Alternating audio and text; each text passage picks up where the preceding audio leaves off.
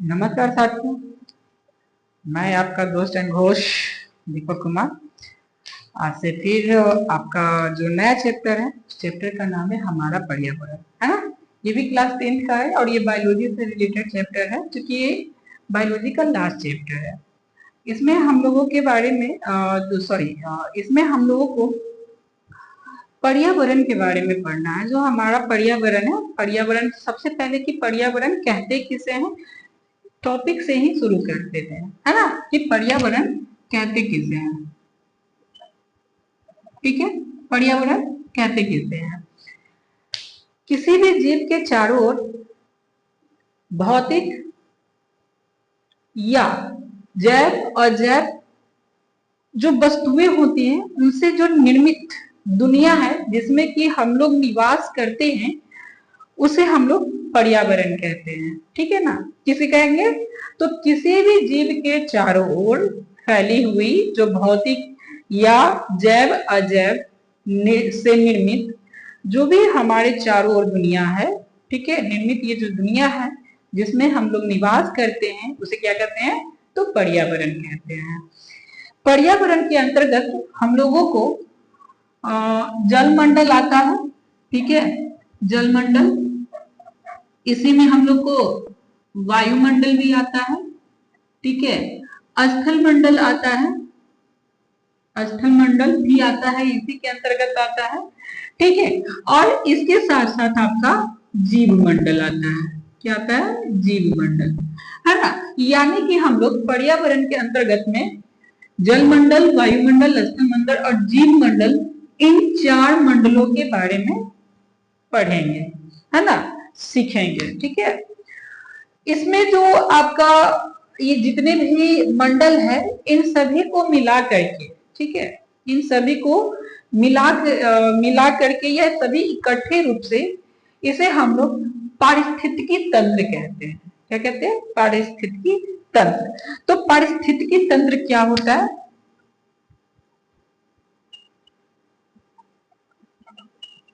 पारिस्थितिकी तंत्र क्या होता है, इसके बारे में हम लोग समझेंगे फिलहाल, है ना, कि पारिस्थितिकी तंत्र कहते किसे हैं या पारितंत्र किसे कहते हैं। देखिए, जो भी जीव मंडल है ना, जीव मंडल की स्थिरता के लिए ऊर्जा और पदार्थ दोनों की आवश्यकता होती है। जीव मंडल की स्थिरता के लिए क्या क्या चाहिए, ऊर्जा चाहिए, ऊर्जा के साथ साथ क्या चाहिए, तो उसे पदार्थ जो उसके यूज लायक हो वो भी चाहिए। इन दोनों का जो अजैव और जैव घटकों के बीच में जो आदान प्रदान होता है, अब जैव किसको कहते हैं, अजैव किसको कहते हैं, इसके बारे में हम लोग आगे डिटेल करेंगे। ठीक है ना, कि जैव किसे कहेंगे और अजैव किसे कहेंगे। अभी इतना समझिए कि जैव और अजैव का जो आदान प्रदान होता है, ठीक है, इन सभी को मिला करके हम लोग क्या कहते हैं, पारिस्थितिकी तंत्र कहते हैं। क्या कहेंगे, पारिस्थितिकी तंत्र उसे कहेंगे। ठीक है ना। ये जो जीव मंडल होते हैं, ये स्वपोषित होते हैं, स्वपोषित संरचनात्मक और कार्यात्मक इकाई माना गया है। कौन, जीव मंडल, है ना, स्वपोषित है। क्या है उसका, स्वपोषित संरचना है, जिसमें पेड़ पौधे इसके अंतर्गत आते हैं। ठीक है, और कार्यात्मक, जितने भी कार्य होते हैं इसी जीव मंडल के अंतर्गत, पारिस्थितिकी तंत्र के अंतर्गत आते हैं। और ये जो है ऊर्जा के लिए जो एक डिपेंडेंसी होती है, वो कहीं ना कहीं डिपेंडेंसी जो होती है वो सूर्य के ऊपर में होती है।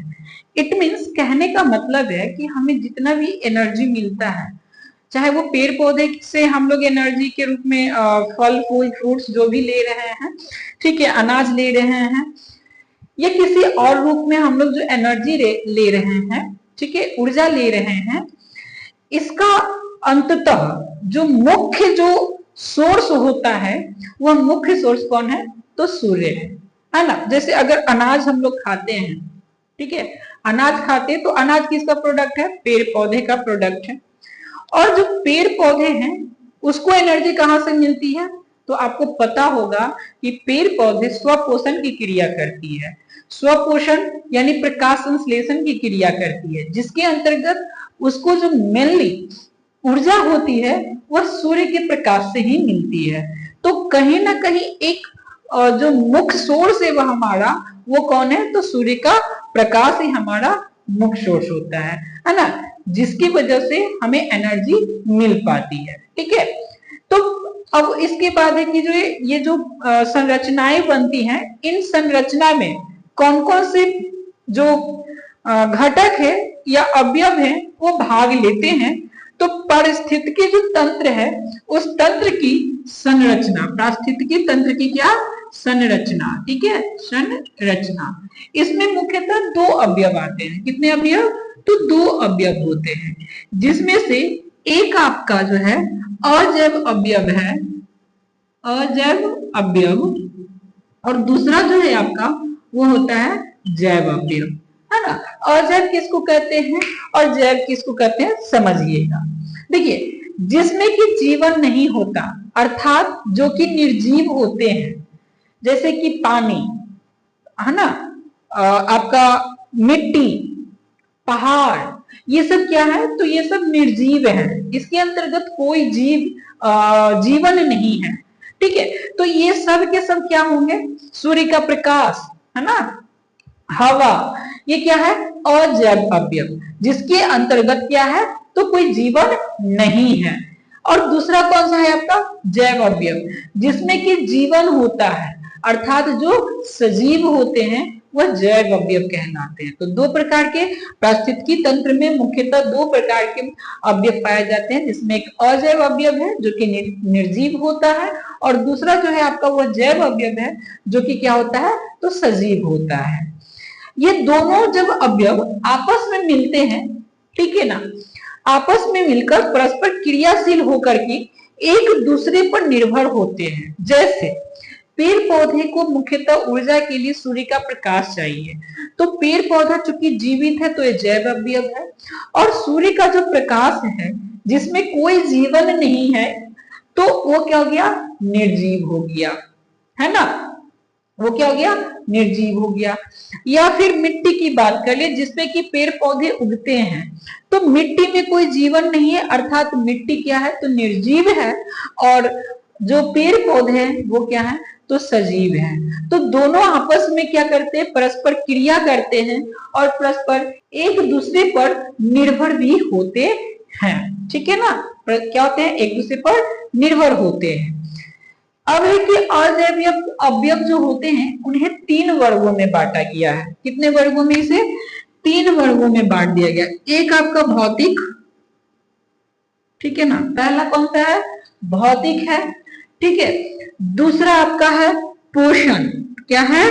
पोषण। और तीसरा जो है आपका वो है जलवायु, क्या है? तो जलवायु। देखिए, अजैव अवयव भौतिक, जो कि जिसे हम लोग फिजिकली देख सकते हैं, पोषण यानी भोजन, और जलवायु जिस बल में हम जिस प्रकार के मौसम में हम लोग रहते हैं, जो हमारा यहाँ का एनवायरमेंटल होता है उसे जलवायु कहते हैं, पर्यावरण। ठीक है ना। तो ये जो अजैव अवयव है इसके तीन पार्ट है, एक तो भौतिक है, दूसरा आपका पोषण है, और तीसरा क्या है? तो जलवायु है। तो सबसे पहले हम लोग चलते हैं किस पे? भौतिक वाले पे, है ना। इसके अंतर्गत मिट्टी यानी कि मृदा, जल और वायु कौन कौन आते हैं? तो इसके अंतर्गत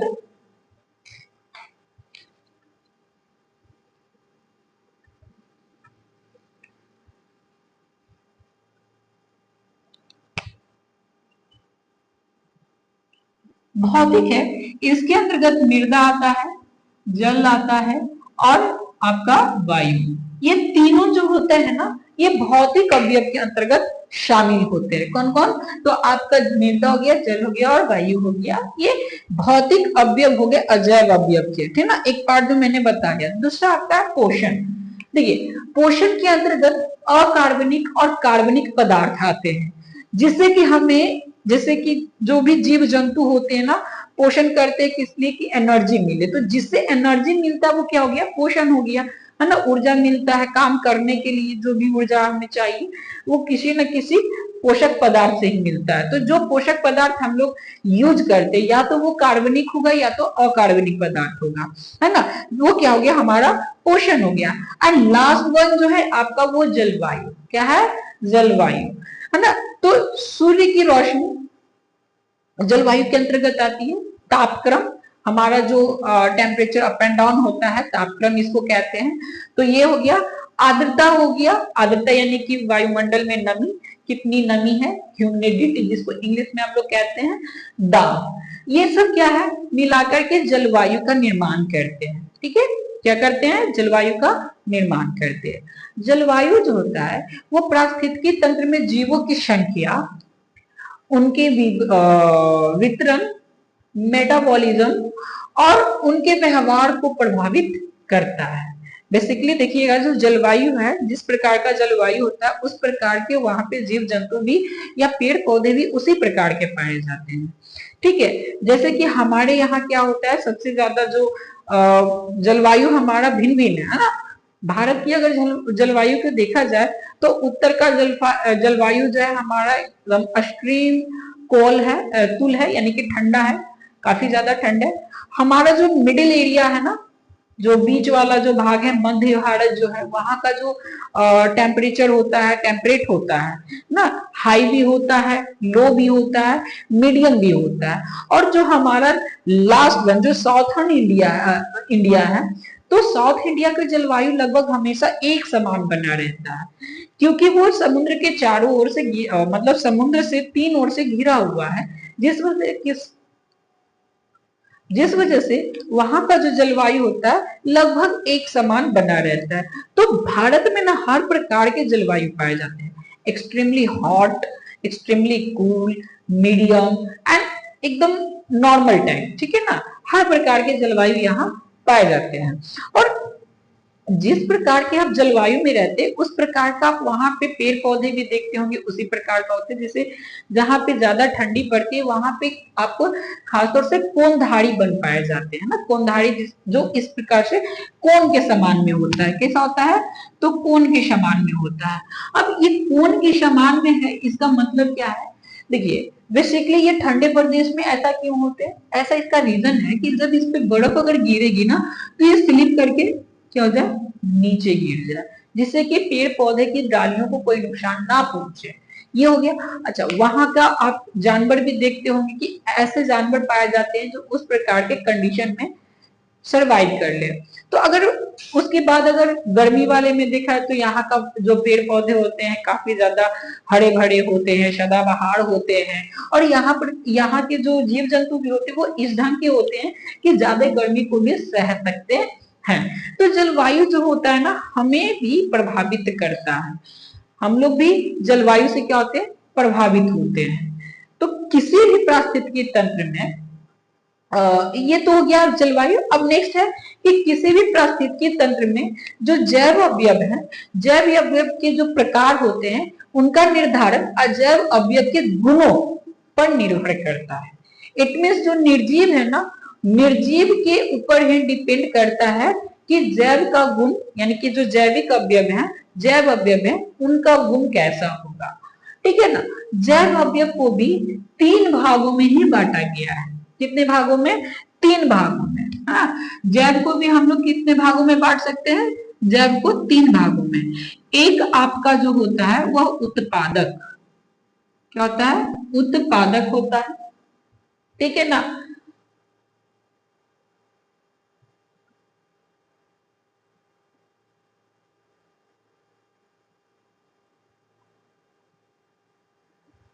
उत्पादक होता है, उपभोक्ता होता है, और तीसरा जो आपका होता है वह अपघटन करता होता है। क्या होता है, अपघटन करता। अब समझिएगा कि उत्पादक किसको कहते हैं, उपभोक्ता किसको कहते हैं, और अपघटन करता किसे कहते हैं। ठीक है ना, मैंने 3 बताया, कौन कौन, एक जो जैव के जो 3 पार्ट है, एक तो आपका उत्पादक, दूसरा क्या हो गया उपभोक्ता, और तीसरा अपघटन करता। तो सबसे पहले चलते उपभोक्ता से, सॉरी उत्पादक से। उत्पादक किसको कहते हैं, जीव जंतु, बेसिकली पेड़ पौधे की यहाँ पे हम लोग बात करेंगे, है ना।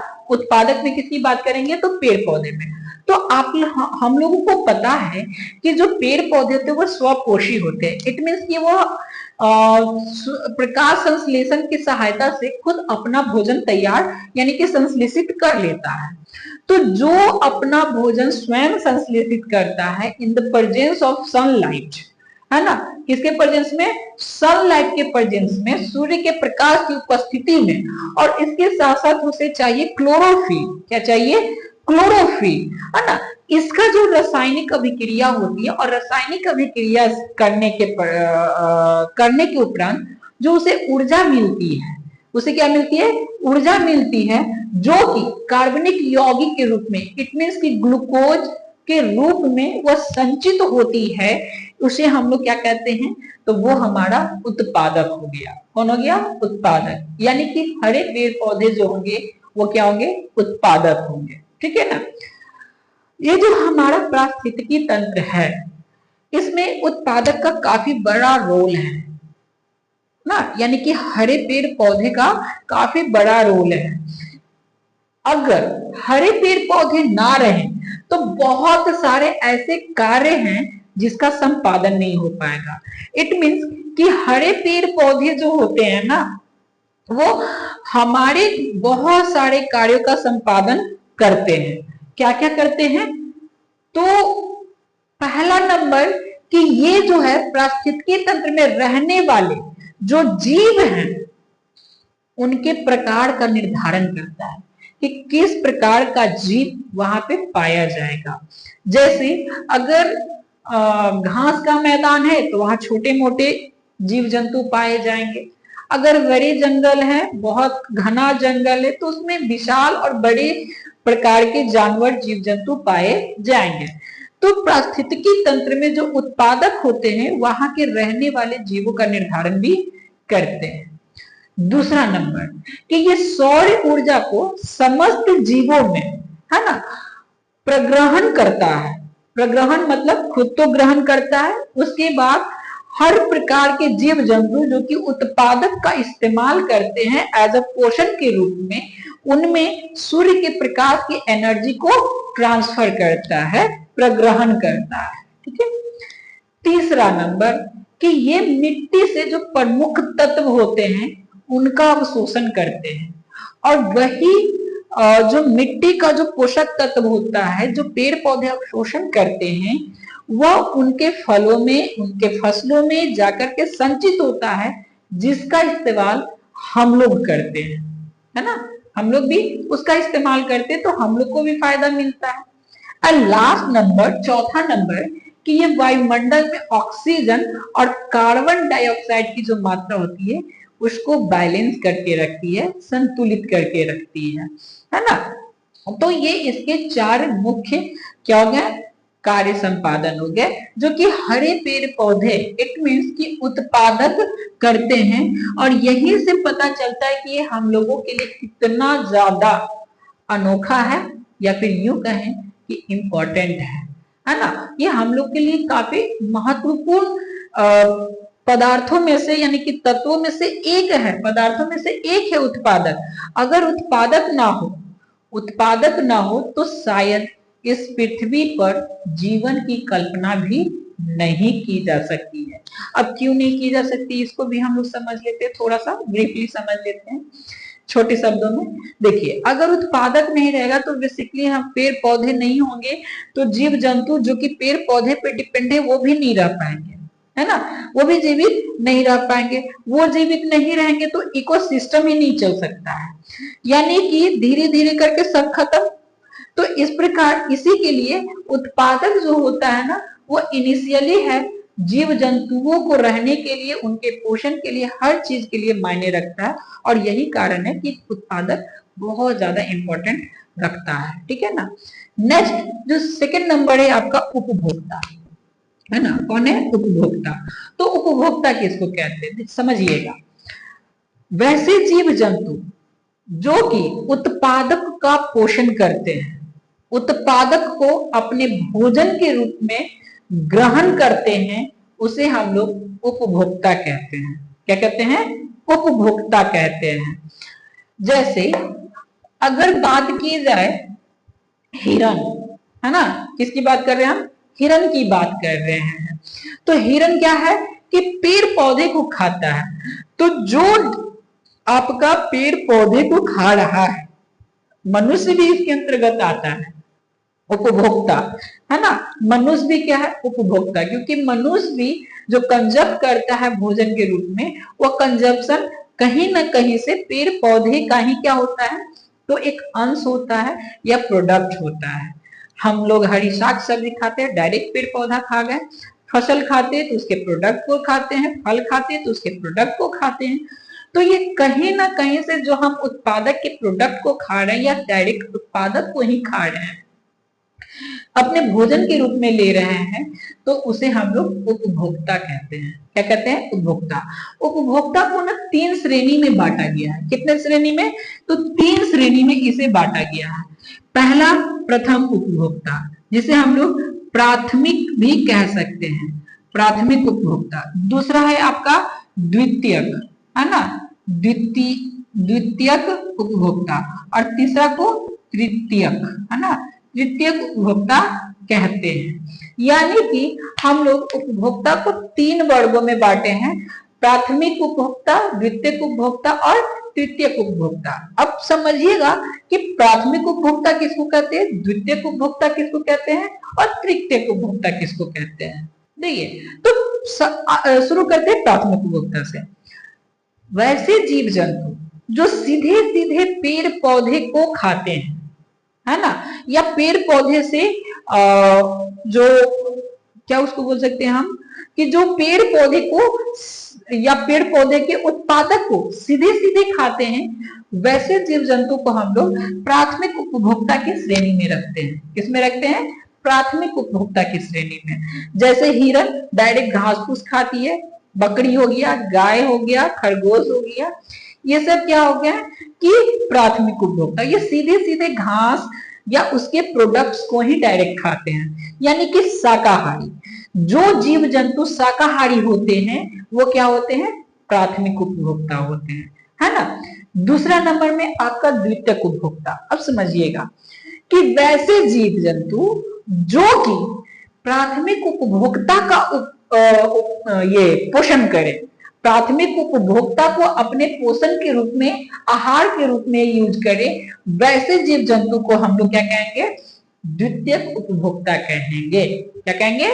द्वितीयक उपभोक्ता। ठीक है। और द्वितीयक उपभोक्ता जो होता है वो खास तौर से मांसाहारी जीव होते हैं। कौन होते हैं? तो मांसाहारी जीव।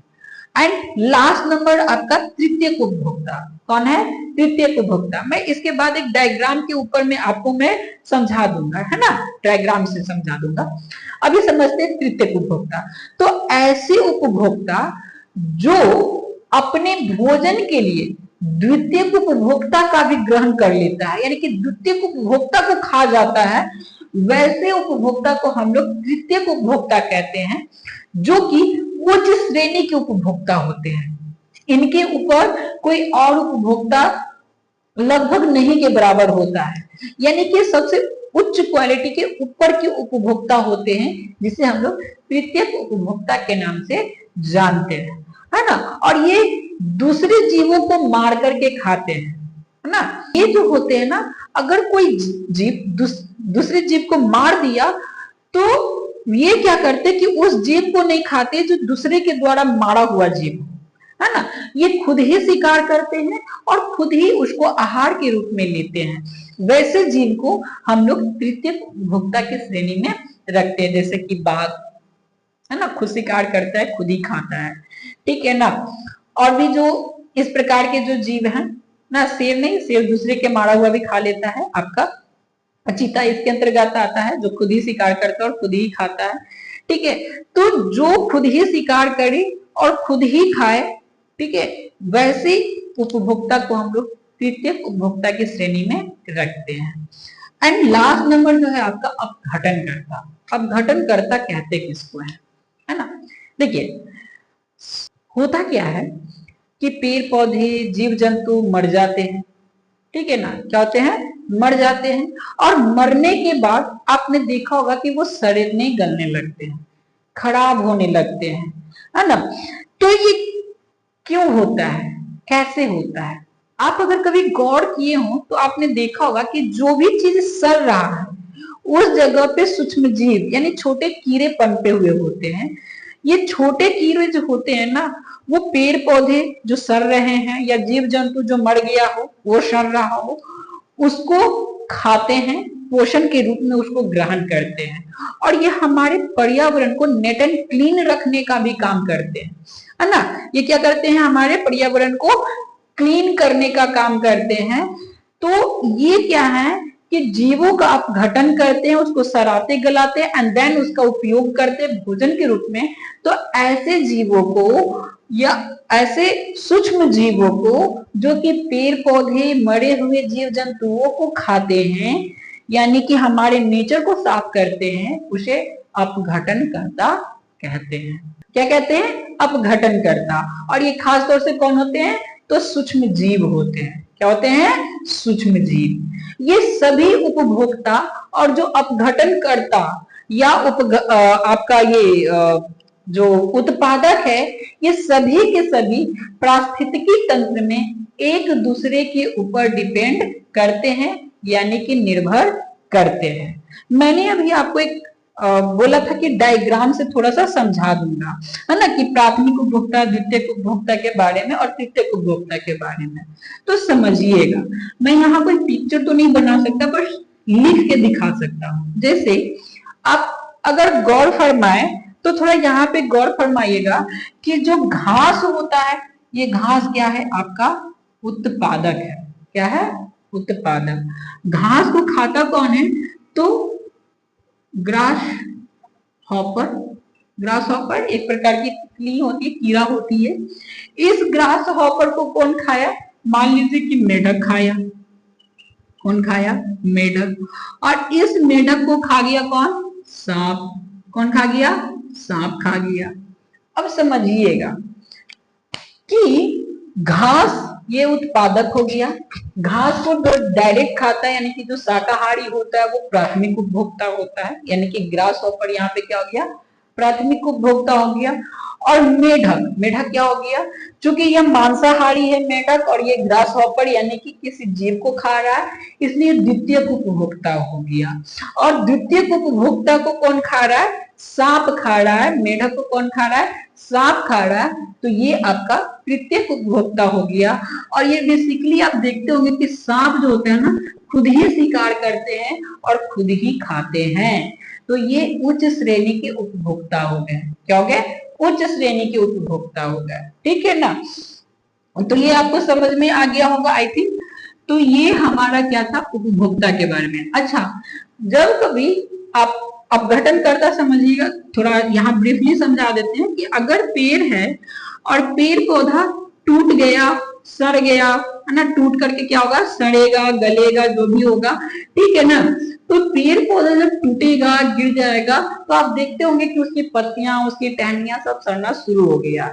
कब सड़ती है? जब आप उसकी पत्तियों को हटा के देखिएगा तो आप पाइएगा कि उसके नीचे कुछ कीड़े जो है पनप रहे हैं या पनपे हुए हैं, है ना। वो क्या करते कि उसी को खाते हैं, उस जीव जंतु को, मरे हुए जीव जंतु को या जो भी पेड़ पौधा मर गया है उसको खाते हैं। तो जो उसको खा करके हमारे नेचर को साफ सुथरा कर रहा है ना, उसे ही हम लोग क्या कहते हैं? अपघटन करता कहते हैं। ठीक है, तो आज के लिए इतना ही। और नेक्स्ट जो वीडियो होगा उस वीडियो में हम लोग आहार श्रृंखला के बारे में थोड़ा सा चर्चा कर लेंगे, है ना। आहार श्रृंखला, आहार जाल और कई प्रकार के टॉपिक्स पे हम लोग बात करेंगे। ठीक है, तो आज के लिए इतना ही। Thank you. और अगर बीच में कहीं कुछ गलती हुई तो उसके लिए सॉरी भी बोल देता हूँ। और प्लीज हमारे चैनल को थोड़ा मोटिवेट कीजिए, हमें चैनल को सब्सक्राइब कीजिए, अपने दोस्तों के साथ शेयर कीजिए, कमेंट कीजिए, ताकि ज्यादा से ज्यादा आपका प्यार हम तक पहुंच सके। और मैं इसी प्रकार से अपने पूरे हर्षोल्लास और जोश के साथ मैं वीडियो बनाता रहूं। ठीक है, सो थैंक